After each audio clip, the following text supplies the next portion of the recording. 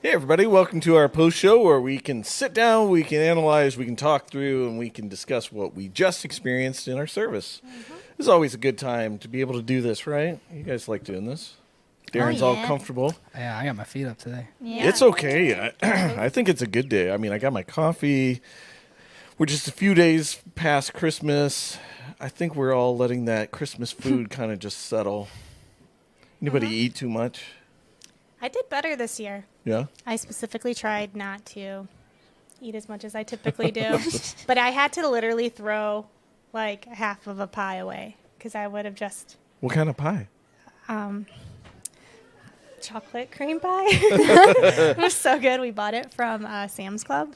It was like we were looking for a dessert because we like to keep things easy in our household. And then the lady came out with this pie tray, and I was like, ah. And it was like, here's your pie. And I'm like, thank you for hand delivering this pie to me. But I couldn't stop eating it. It was so good. So I had to throw it away. How did you have a half of a pie? I know there's plenty of people in your house. Were you like hoarding it? Like this is Layla's pie? Maybe I did. Maybe. Now that I look back on it a little bit. It was in the refrigerator that was in the garage, so that would require the kids to take extra steps to get to it. Yeah. What kid's going to do that? That's right. Well, how was everybody's Christmas though? We've we had our Christmas Eve service. We can talk about that real briefly. Kind of analyze that and talk about it. But how was everybody's Christmas? Darren? Good. It was nice and relaxing. We had them all spread out, so I think we did like Saturday, Tuesday, Wednesday, Friday, Saturday. So There's so many. we used to have 7 in one day. Whoa. Oh my Stuff to go to. gosh. How do you Get up do at that? 3 a.m. It was 3 a.m. Yes, and we Kids had are to love be that. out the door by like 6. So we do our Christmas at home real quick. You know, That's early. crazy. It was You would yeah, have to Yeah, have that like sounds a timer. miserable. Yeah. Yeah, we have 10 Yeah. seconds yeah, left to right. get it Nice going. place, nice place. Let's go, kids. Come on. That's crazy. 37 minutes here. All right. We have Yeah. Well, good. Christmas Eve. What'd you guys think of Christmas Eve? Let's talk about that real fast because I would love to get some feedback, some input, some thoughts, some impressions. I'm still enjoying the hot chocolate that I drink. Hot chocolate bar was perfect. What kind of hot chocolate did you get? I kept getting I think it was the caramel one, and it had Oh, like that one was Heath, good. little Heath Yeah, candy like the pieces in toffee. it. on Yeah, it. Yeah. it was so good. So I had 4 in total. Yeah. Whoa. So maybe throwing away my pie earlier really didn't help that much because I drank the other half in hot chocolates. Yeah. But yeah, I loved our Christmas Eve services. I loved the message from Pastor Dave. The turnout was amazing. It's a very inviting environment, I think. Just thinking about this past service and the years prior, Yeah. I love how I feel when I come. Yeah. Yeah. I love the message. I like the Better Days thing. I'm a really big Goo Goo Dolls fan, so Yeah. yeah. Yeah. When I heard he was doing that song, I was like, yeah, that's my jam. So, Yeah. yeah. Well, which ties us in really to today, right? So we had talked about it as staff. Like we always feel like there's that one Sunday, like right after Christmas. Like, what do you do with it? Yeah. And the conversation was like, well, on Christmas Eve we only get like 15 minutes really to open the Word and really dig in. And so what if it's an extension of that? What if there's more that we can elaborate on? And so that's kind of where we went with this.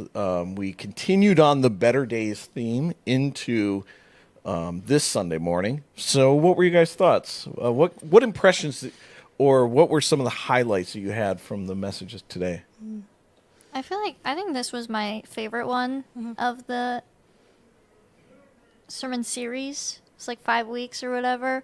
I just liked that it was like, I don't know, I liked that it all kind of like built up to it, and then it was not just like hey, here's all of the information and nothing else, like you just get it all dumped on you. It felt very much like, hey, let's break down each individual one and like really like talk about it in depth. And I don't know, I just liked it the best out of all of them. And I liked that he highlighted that we don't need forgiveness to regain our relationship with God, but we do need forgiveness to repair our relationship with God. Yeah. Just like making sure that that is so clear, because so many people I feel like are like, oh, I've done too much wrong. I can't still have a relationship with God, when that's Yeah. like very not true. So Has anybody ever felt that way, like, or gotten to that point where you're like, I just don't know. Like, I don't know if he can forgive this one, or you get to the point where you're like, I just keep messing up. Like, Oh, yeah. Yeah. I think I can definitely relate to that, especially in my younger years. That's so dumb. And I still have some pretty dumb moments, and I've said this before on prior post shows, it's just like, sometimes I get hung up on just the need of the constant, like, I screwed up again today. And, like, it just seems very repetitive. So I think for me, it might not be the magnitude of my sin, but more of the frequency. right. And so that was the takeaway for me, that I loved that Pastor Dave touched on, is that we need it every day. And just the fact that, he had noted it made me feel not quite as isolated and alone in that, because I think that's where I can kind of spiral a little bit of like, man, I suck. Well, I feel like it's a catch-22 also, because we have these concepts of grace and obedience, right? And as disciples of Jesus, we're called to be like Jesus. We're called to be like our rabbi, but we're human and we can't ever attain perfection, right? So we get this conflicting concept of grace and obedience, and a lot of people don't really learn how to reconcile the two. And I think that that's an important thing that people need to learn, is there is a process of trying to be like Jesus, but also accepting our fallenness and embracing grace. And I don't know, I think a lot of people struggle with that. Yeah, because it can be like, well, all's forgiven. Like, I don't need to try really that hard, right? Right. But we are called to be holy because He is holy, right? Mm-hmm. That's what it says in 1 Peter. So, what does that look like? Because we can never really attain that, Right. So the gap is covered through grace. Right. But we have to try too, right? And that's where I think some people are like, well, I don't have to try because I have grace. And then some people are like, well, I'm trying and I'm failing, so maybe grace doesn't cover me, so. Right. Yeah. Any other takeaways that you guys had that was like a big aha moment or something that jumped out at you? I know I heard several of you talking before we went live that you're like, man, I took a lot of notes today. Yeah. Because there was a lot in there. This was, I felt like it was like cram-packed with so much goodness. I couldn't keep up Yeah. on my piece of paper here, and even when I was typing in the chat or whatnot. And it's neat. I just was looking at we had a couple people put in some messages towards the end. I think this message in general has really resonated with those who, came in person and the folks that were tuning in online. It feels like this was just a perfect placement to start off the new year, Right. too. Yeah. We're pretty smart here at Connections, our staff. But yeah, there was just so much goodness throughout all of this. This is probably one of my favorite messages, I think. Yeah, it's nice because we have the opportunity to go back and rewatch and re-listen Yes. to it. You guys Yeah. can do that. Yep. So that's always available for you. I like the obedience part, because I think the concept of obedience for Christians a lot of times is intrusive and uncomfortable. And I think that as followers, right, we're called to that. That's part of the Great Commission. It's part of what we're called to be as believers. And there's actually ways of making it easier, because people struggle with this. But I think if you can create a culture of accountability, and what he was saying, seeking counsel, that's huge. And that's what a lot of us struggle with, is we don't talk to people about our problems. We don't lean on each other for assistance and prayer and stuff very often. It's just uncomfortable for us. And so creating that culture where it's okay for us as members to do that. And I'm going to shameless plug here, small groups, great place to get that, because you get a community of people who are praying for you. They're there if you need them, right? It's just a good place to get plugged in and get that that counsel, that accountability, and, really walk in your following as a believer and as a community of believers. And that takes time and commitment, right? Mm-hmm. Like you're not going to jump into a small group and all of a sudden just Right. be able Click to into open that. up. Right. So it really takes dedication. It takes that motivation to do that. One of the things, Dave, one of the points that he said is creating better days requires, and then he lists several different things. It requires walking in Christ's ways. So this is done by accepting our circumstances, obeying his word, following his promptings, and heeding wise counsel. What kind of advice, maybe you've gone through some of this, maybe you struggle with some of these, as we look at this, accepting our circumstances, obeying the word, following his promptings, heeding wise counsels. One, what do you guys, what part of this do you maybe struggle with, or what advice do you have to somebody who is working through this themselves? I feel like for me, as I'm really trying to make my relationship with Jesus like more personal than just like I grew up at a church, I go every Sunday, like those kind of things. I feel like following his promptings is what I really am trying to like figure out, because I don't know, it all feels like new to me to like be able to like listen for that and hear like, like those kind of things. But then also like when Dave was talking about like the daily habits that he challenged us with, the third one, it caught me off guard when he just said like walk on water and just like paused for a second. I was like, whoa. Yeah, I'm gonna throw those up on the screen here. These were the 4 things that Dave had said at the very end. The daily habits: have morning meetings, listen for audibles, walk on water, go to bed clean.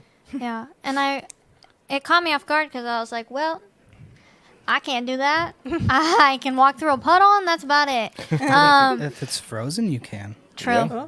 Ice. Ice I will skating. fall. I would fall. But when he went more in depth on that on Peter, and he just was saying he was doing what he knew he could never do on his own, but trusting that Jesus could give him the power to do it with him. Peter was the only one who had faith and the trust in God's power to get out of the boat. And he just said, depend on his power. And I think I just like, I get so caught up in my like little bubble that like I really got to work on that, and like knowing that God's got me, and that I don't know, life feels very overwhelming sometimes and stressful, and it feels like I have to figure everything out for myself because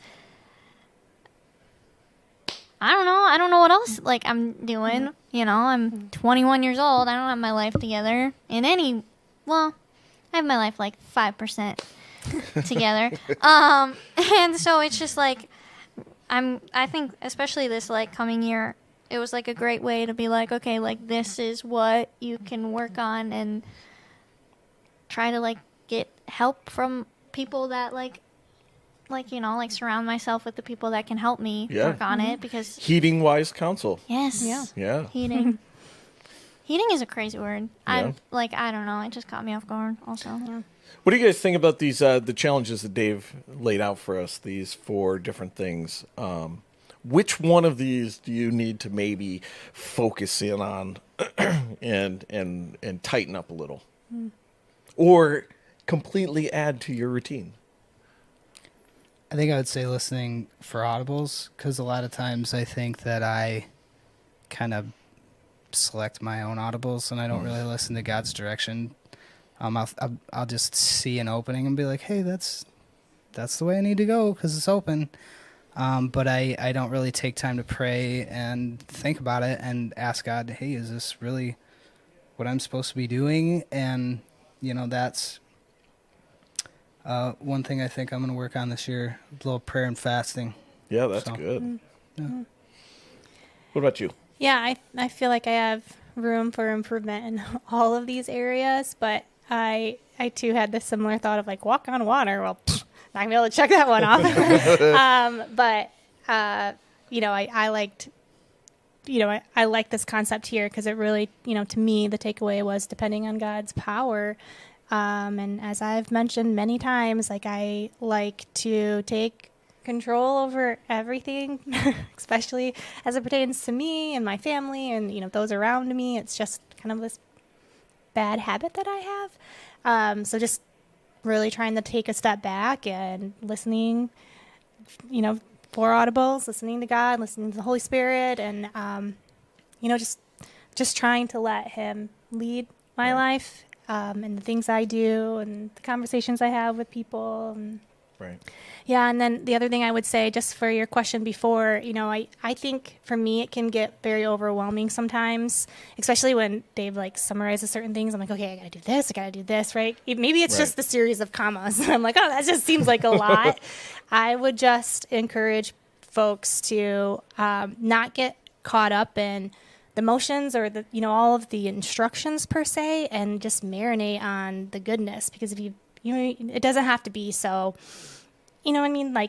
specific and in an organized fashion. Like when you really are leaning into this concept of inviting God into your heart and just feeling his presence and that love. I mean, just talking about it gives me goosebumps, and it fills me with it's an overwhelming sensation of goodness, right? Yeah. And that to me is the most important part. If you just keep living in the feelings of it, everything else is like dominoes. I think at least that's how it's worked for me.